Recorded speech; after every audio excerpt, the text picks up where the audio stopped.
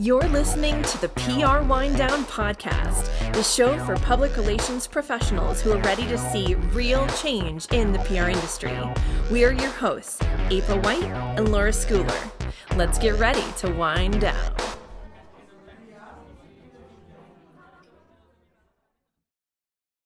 So, Laura, I am writing a screenplay for my screenplay writing class. Oh, yeah? On what? Here, I'll read you the logline. Oh, okay. A young crime reporter with dwindling faith in humanity uncovers an online betting site on the dark web where people wager on the fate of those charged with crimes and attempts to break the story before anyone can stop her. That's what I'm It's writing. like a murder mystery. Kind of, yeah. Yeah. It's a gambling mystery. It's funny, too, because I don't feel like that's the kind of movie I would normally... No, I'm a little surprised. Yeah. Right.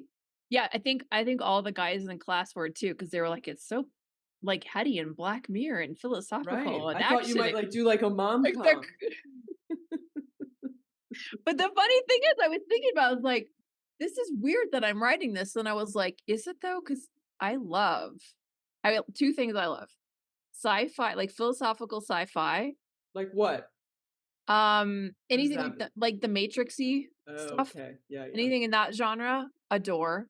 Mm-hmm. And rom-coms. See?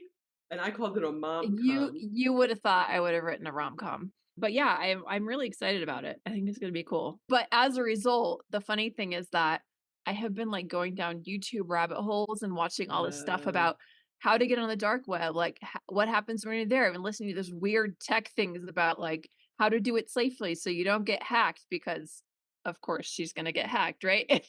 So it's like all of this crazy stuff. And what happened is I had to pitch like 3 log lines, which are the, like the little Netflix, the abstract for the film. Yeah, like the really short one has pitch. Yeah, exactly.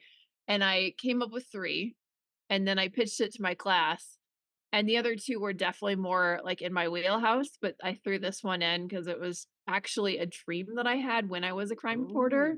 Now you're going to make it be. Uh-huh. But yeah, it's sort of like the overarching theme is sort of a commentary on how people objectify people on the news, whether it's a celebrity or a politician or, anybody that's like a public or a victim or a criminal or whatever. Like they just become cartoons and these kind of 2-dimensional non-humans. Mm-hmm. And I find it fascinating and horrifying because they're all human, right? I mean, it's not to say we don't do it we do it with people we know too, right? And I think that's odious as well.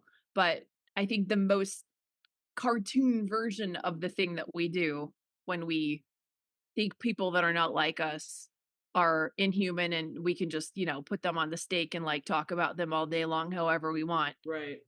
I think that this is the heightened version of that, right? Okay. But in real life, we also do this, and I don't like it. No, sir, I don't like it. I don't like it. So that's what's been cooking. Wow, that's interesting. In my free time, that's what's been going on. All right, the chit chat's all about me. Is there anything that you have going on? No, and baseball season is now, so there's just you just watch baseball. It's time for What Not to Do from PR pros who know. Whoa, let's do this. I feel like we need Stacey London and Clinton Kelly.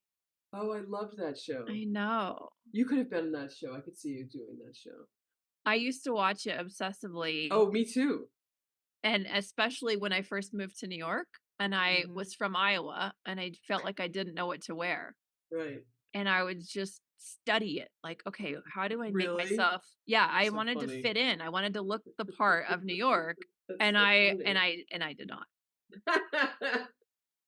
Okay, so today we're going to discuss the do's and don'ts of pitching and writing press releases. So my first question is, do you even write a press release anymore? Yes. Okay, and why? So it should be reserved for 2 things. One is anytime that you want an SEO footprint for a topic that you want to be perpetually associated with your brand online, this is a great way to do it. Isn't a So blog on your LinkedIn and your website just as good? it is if you don't put it on the wire. If you put it on the wire, no, because the wire is going to be prioritized by Google in that it will probably be picked up by Yahoo News and other things like that. So when people Google the brand and they look at news, they're going to find this thing and reporters are going to find it. So if there's a topic that you really want to be associated with, they know if they're Googling it, you're more likely to come up, which means you're more likely to be found. Do It's you feel that reporters are using press releases in any direct way these days? Sometimes, yes, because it gives Okay. them all the information they need and it's already pre-written. It saves them a lot of time. And sometimes publications are even just printing the press releases, like stories, and then slapping their names on it, which is great. Journalism. Okay. It's not journalism, but it is great for your client who then also gets improved SEO by and all of their both. all of the pre-approved language in the exact way they want the story told Right. is like voila, there it is. So what's the second reason? The second reason is if you have a really major announcement or something like that you or product launch or whatever, and you want to share it under embargo. Because I think that you have to first ask, hey, we have some information for you and your pitch. Would you like this press release under embargo? And then it clearly states the embargo date. And so that's another great reason to do a press release. There's a third reason. If you're a publicly traded company, you have to put some news on the wire. Yep. Material news. And some things have to be disclosed. Yes.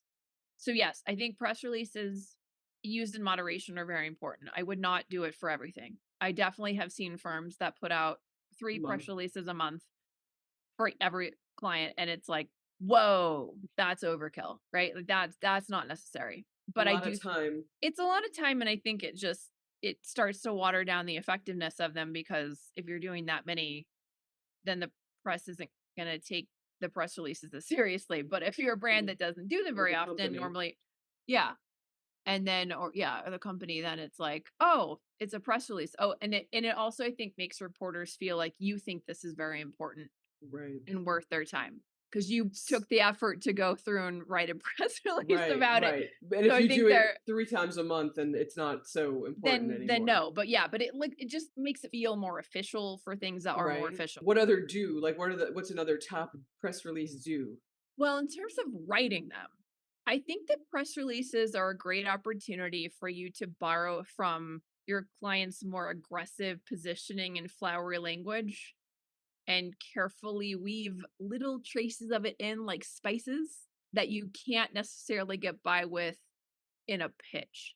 I think it's very important, when you lead it off and you make sure that you position the client with this kind of, future forward, aggressive language about, Laura Schooler, a leader in public relations in New York City, right? Like it needs to have that kind of like the Star Wars, how it's like comes in like they're talking about like the universe, whatever, and it comes in like on this angle on the screen in the beginning, like talking about it. It's like dun dun dun dun dun. Yeah, it's a little bit more like whoa.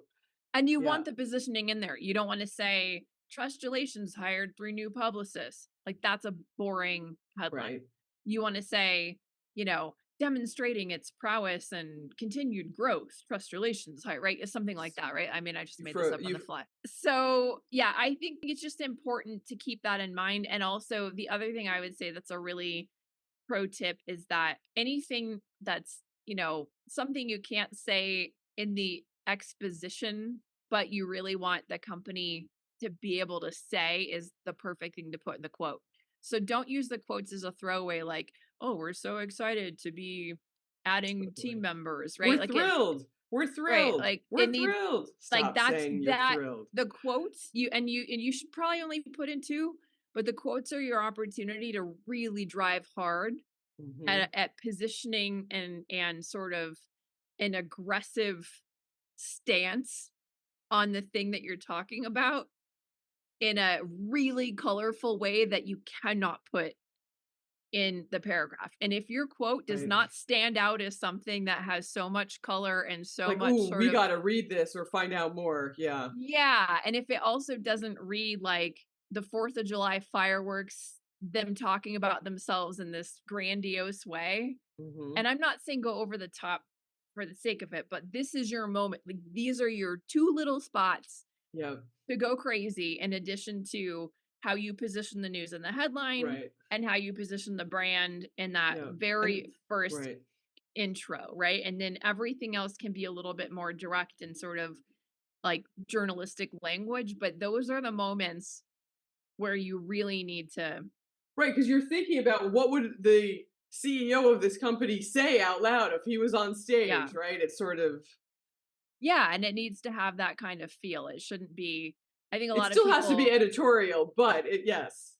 yeah, You don't of want to like course. be crazy, but yes. But No, you yes, don't it's want to, your you don't want to moment. go, but it's your moment. It's your moment to shine. Yeah. It's a spotlight. It's like, take the spotlight, like don't just let that be yet another thing that sounds just like the We're rest of thrilled the. that April is coming on board because she's such a good PR person. We're Right. thrilled. That We're this is thrilled. no, this is the I mean, it's okay to use some of those things, but I Can. think you can't just don't leave it there, right? I mean, this is your moment to really put the screws to the messaging that you can't otherwise put in the press release. I just feel like I'm rarely thrilled. I mean, that's all right. Okay, any don't in the writing aspects? Something that I Don't see suck people at do. writing, Well, yes, but real don'ts. definitely make sure that you are considering the inverted pyramid style of writing when you're doing the press release. That lead paragraph needs to be quick, easy, understandable, encapsulates the whole thing. I see some people that just don't quite follow that. The one thing that's like really elementary that I see over and over and over is that AP style when you do titles, if the title comes before Oh the name, yes, it can be capitalized. If it comes after the name, it has to be lowercase. lowercase. I will tell you, I would never ever turn in the press release with the title lowercase after the name, for the sheer fact that your client's not going to understand that. They're Right. going to correct it and you're going to have to go back and do it again. So just default to all Whatever they caps, want. title, name, and then move on. Like just Put the don't title before the name, you're saying, so just that it's put the correct title before the name so it's and you correct, don't have that argument. and that Yes. they don't feel like you It's devalue always their it's title. almost always an argument too, right? So that's why Always you say just that. don't do Yeah. it. Just don't. It's stupid. Don't do it.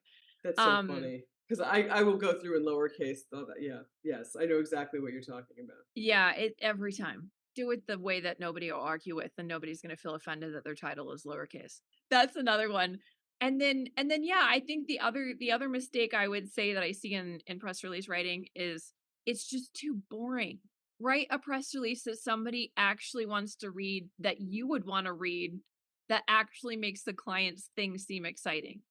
And if you aren't excited about it, find a way to get excited about it to be able to write that way, because I see so many press releases that's like, you can tell somebody sat at their computer was like, okay. Or they just copied another release and like changed a name or something. Yeah, and it's just boring. It doesn't have any color or pizzazz or flair. Like, this is a sales tool. Mm-hmm. Right? Remember, it's a sales tool. I understand it's for the press and it's not marketing copy, but it kind of is. And you're still marketing your brand to the journalists. So it needs to like make it snappy, make it exciting, put on some glitter, like do something to make it actually interesting rather than just this like all the facts are here, because that's I you like don't even. your acting classes are paying off. Oh, are they? Oh, great. Just by your demonstration of how one writes a boring release. It's like Eeyore, like, the grind, the press release grind. You gotta make it shine, polish that, like give it some shine. So it's a different era than it was, when press releases were first invented, and even 30, 40 years ago. So really, do you feel that releases are meant as the primary function is a quality SEO tool at this point in time? And to be able to put on your, PR press section of your website so that you like show like, you're doing stuff. Where I do think it was way more of a function of how a story was going to appear or be written about back in the day. I don't feel that, and like if you're a publicly traded company and it's earnings, quarterly earnings, or you acquired a company, I think a lot of the minutia of the financials and stuff in a release are very useful to reporters who are, they go and they listen to the call or whatever, about the earnings or the acquisition, and then they can look at the release to take some of the very finer, 15.12% kind of stuff. Yeah. So I do think it has a function for publicly traded company financial material sort of things. But otherwise, I feel like it's almost become a content marketing piece more than Yeah. an editorial function. And It's just- sometimes you'll get into it with a client who's like, I want a press release. You're like, well, this is kind of not worth a press release. And you usually just have to relent and say, fine, we'll write the press release. Because people like Yes. if they're like a new hire, like I want a press release announcing that I joined the company or whatever. That's one that you never can win that argument. No, and it's just do it. I mean, who Yeah, cares? They right. want to do it. They If want the to put company on. wants to pay for it and whatever, They okay. want to pay to put it on the wire. Great, Right. I mean, it's fine, and then you can just pitch it accordingly. I mean, I've even had clients who wanted press releases, but we knew sending the press release was so stupid we would not send it in the initial pitch. Right. You And just just put the say, pitch. just put the pitch and say, hey, if you need this later, Right. we have a We press have it. release. Right. Yeah, but not lead with it because then you don't want them to look at it and go like real that's like a little over the top for what this is. Yeah. it's a little extra. Yeah. Yeah. Yeah. Hey, it looks like our guest is here. I'm gonna let her in.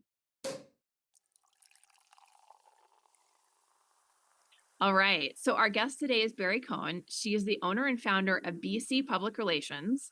And she founded her boutique public relations firm on 3 principles: creativity, customization, and collaboration. She's helped clients in healthcare, wellness, finance, and nonprofits industries to navigate the complexity of PR and achieve their goals effectively. Welcome, Barrie. Thank you so much for having me. I'm super excited. Yeah. And Where are so you based, Barrie? I'm based in Denver, Colorado. Oh, nice. Awesome. Well, I know one of the things that we were going to talk about is, PR for healthcare, the do's and don'ts.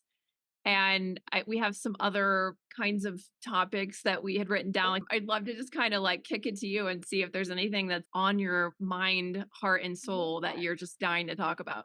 I think what's super interesting, if you don't mind me diving in just into the healthcare space, because I think it's an area and an industry that's a little more unique and newer to the PR space. I think for a really long time, healthcare was pretty siloed when it comes to marketing.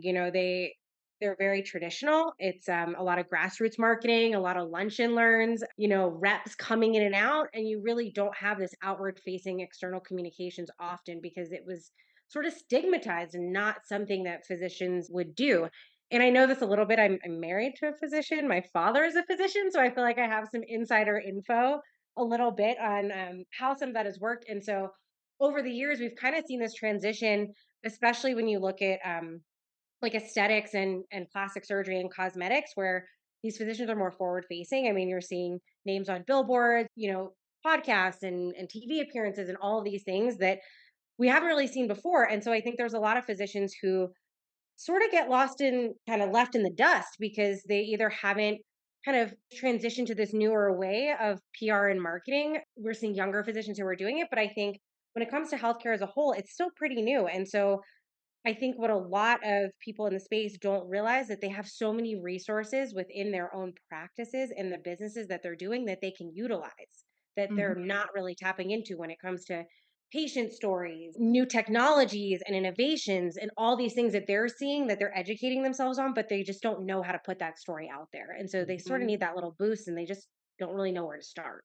I did some health tech PR a couple of years ago, and it was about, founders with these amazing new innovations and and it was very hardcore, like lot of information, a lot of I understanding, imagine. you know, very specific topics that were new every day. There was a new type of business, etc. Getting into like the funding and the business press, and then Yeah. learning all of the healthcare trades, which are really high end trade Yeah. publications. So it's an industry, a PR industry, and then if you add pharma, that's a whole other thing, right, onto it. So it's a really Oh, yeah. interesting industry unto itself. You basically have to go to med school, right? To Right, kind of. understand what's going on. And Yeah. so I think that's also the disconnect there is, they're so smart, right? Whether you're in health tech or, with a big company or a practice group, but they don't know how to take it down to a level to appeal to the general public because they're Hmm. such high level thinkers and so brilliant. And so I think having people like us who are that intermediary who can kind of translate Right. those stories and that narrative so that the public can understand why these things are important. Let's just get to the nitty gritty of who you are, the amazing work you're doing, how you're impacting your community, some of these innovations, and then utilize your own patients who can literally tell the world how fabulous you are. Like, why aren't we utilizing them? And they just don't see it. So they kind of need that extra push and a person like us who can kind of help. You know, if we're talking about do's and don'ts, what are some of the don'ts in the industry? If we're just looking at like private practice or even medical groups that are doing similar things. And I've often run into this issue where practices or physicians or medical professionals will think that some of the innovations they're doing are like the next greatest thing and they'll kind of run with that. And so I think it's really important for them to stay on top of trends and see what's kind of going on in the industry and to have an extra person who can help them because I think they're often clouded and a little jaded on what the story is because they're Mhm. just in the trenches, right? And they're seeing some of these things day in and day out, and they're like, "Oh my god, I did this rhinoplasty. It's fantastic." And you're like, "So did 10 other people down the street." Right. And they might have done it the same way. And so I think the the don't for someone in that position is getting bogged down by all the buzzwords and all the things that they're seeing. I think having a fresh perspective is really, really helpful. And I would say don't ignore things like amazing reviews and reaching out to your patients. I often see physicians who get nervous or practice managers who don't want to reach out to patients and you lose so many opportunities and planning ahead. So anytime we go into a practice and we're engaging with them, we'll say like right off the bat, give us 5 to 10 people we can use before we even pitch stories. Because what often happens is like we'll pitch a story, they want a And then patient, there's and nobody then who we're will like talk. scrambling. There's nobody. So I would say like get some of those ducks in a row ahead of time Hmm. before you engage with a PR person, like make sure you have people because every media outlet is going to ask for a patient. Like it's Right. inevitable. They need that, right? They need that The human case connection. study. Yeah. Exactly. And so getting those people ahead of time and like asking them because it's challenging. I mean, I worked with a dermatologist once who was doing a treatment for sweating and that is a very sensitive topic. People don't want to talk about it and it's hard to find those people. So when you have Right. things like dental work or subjects that are kind of sensitive, like having those people lined up ahead of time can make or break whether or not you get that story. And so I Yeah. think kind of planning ahead for those things is really helpful. Yeah. Yeah. How do you help practices and physicians figure out what their differentiators are when it comes to their storytelling, knowing that, yeah, 10 doctors down the street did a rhinoplasty or, like how do Yeah. you help them like set themselves apart from the competition, as it were? Sure. So I think again, a lot of it goes to their patient population and looking at those stories that are compelling. So I often like to say, is there somebody who had a difficult time in their life or their social life or their work or something's being affected by this particular thing and you're the doctor that can fix that? So like really diving into the patient stories because Mm, that will be a huge differentiator if so many people are, doing the same procedure, but you are the one that gave this person the confidence to step back into the world. Like that supports, for me, in my eyes, like all the reason why somebody should go to you because that's what the public's going to connect with. So I think it's really looking at your patient population. I think it's also, even before we engage with someone, I think looking to see if they're innovative, like, say there's 3 different plastic surgeons who are interested in us. For me, it's always like, is one of them or two of them doing, new procedures? Are they continuing education? Like, I kind of want to look at that even before we engage with them, because that'll give me an indication if they're kind of staying up on the ball with what they're doing so that they'll have more to talk about. And then I think there's got to be an openness and willingness. I think Mm. it's challenging because medical professionals, they might not want to weigh in on, celebrity trends or something that might seem a little more lifestyle or pop culture, Right. Right. What is right? Kim Like it's Kardashian doing? What to get her right, waist like 12 inches or whatever? Yeah. exactly. But like those are the stories, right? That Right. people want to hear. And so I think you also have to see if there's a willingness to talk about those, because we can't, Hmm. like, those high level stories, they might not hit as often because they're really tough. Like those healthcare trade publications you were saying, those are intense. Like we've worked Yeah. with some, like they're like Stat medical journals. and yeah, and the medical journals, right. They're super tough. And so you Yeah. might not have the data and the information for those, but like, Right. is it the worst in the world if you weigh in on Kim Kardashian? Like, if it's a reputable publication and you're utilized in a way that I think positions you positively, then I think it's great to be open to those things. I was just consulting at a PR firm and they had a physician that was one of their clients. And there were certain like topics that he didn't want to speak about and certain, outlets that he didn't want to talk to. And so he didn't want to get into like talking about Ozempic. He didn't want to Yeah, comment on specific drugs and things like sure. that. But what I did find, and I didn't really get involved specifically in the client, but I heard, the team, they would get him a lot of interview opportunities through Quoted and The New Yep. Hero, and because there's a lot of opportunities for Yep. doctors to comment on those types of stories that are more, like you said, like health, but lifestyle sort of combined, right? Absolutely. And I've run into that too. And I totally get it, right? It's out of their comfort zone. And so I think we have to totally respect that, because I never want to push somebody to do anything that they don't feel comfortable with. But I think Mhm. there are opportunities where it could be really beneficial to their practice and maybe open up another avenue of other types of patients. Especially if they're an older doc and have been doing things the same way. Like, maybe you want to reach a younger audience, so here's some ways Mhm. that you can do that, and you just have to be a little open. And again, that's up to us, right, to present those opportunities to them and guide them if they see fit. It's great advice. Well, I want to ask you one of our famous questions, which is there something we didn't ask you that we should have, or is there Oh something my that you want goodness. to ask us? So it's like choose your own Oh my adventure. God. I love that. um that's so fun. All right, I'll ask you both a question.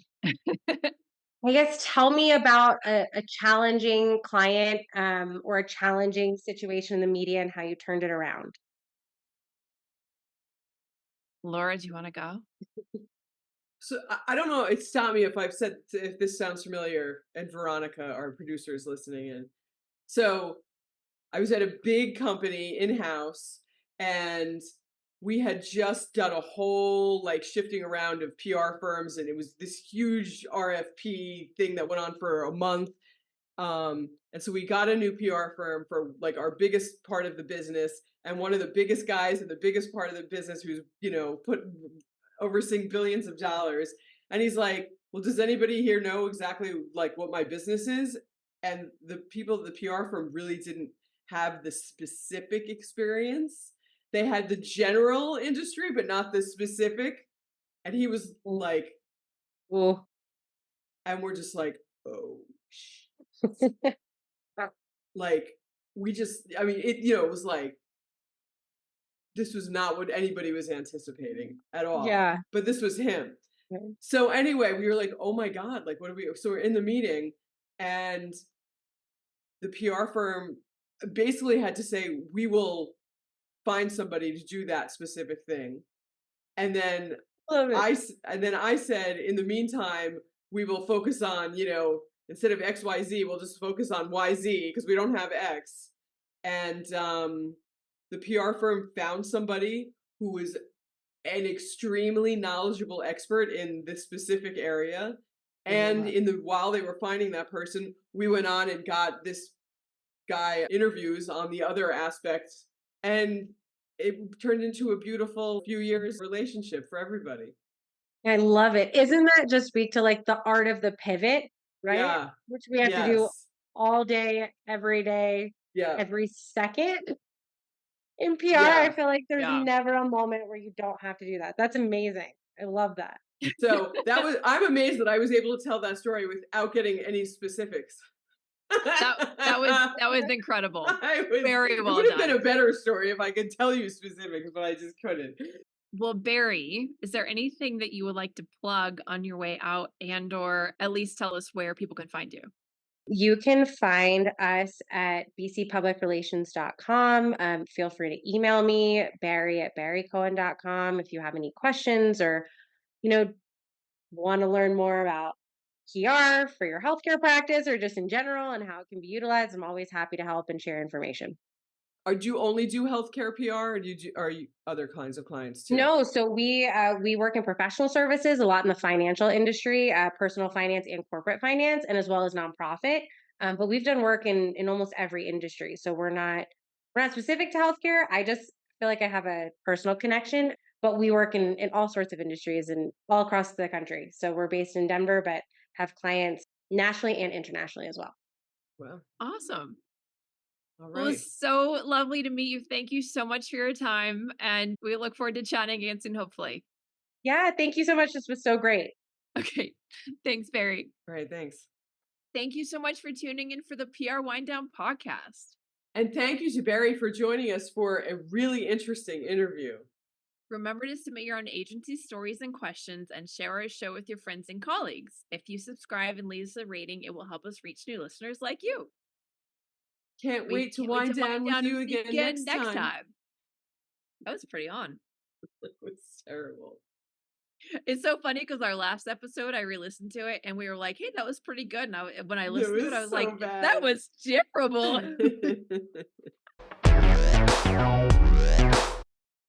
So not like that now. When I was a crime reporter, I used to wear ties, like Annie Hall. Well, that's different than just like Jones, New York suits. It wasn't. Like I No, would wear. that I didn't even care. That wasn't in style. I just decided that was what I was gonna do. Did you wear like a fedora that had a like that said "scoop" in the hat? I mean, Hey, I did have fedoras. wow. Yes. Hey, that sounded ridiculous. Hey, Hey. hey. It's Fat Albert, and I gotta finish you. Nah, gonna have a good time. Oh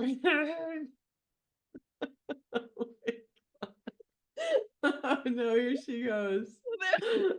Those are outtake.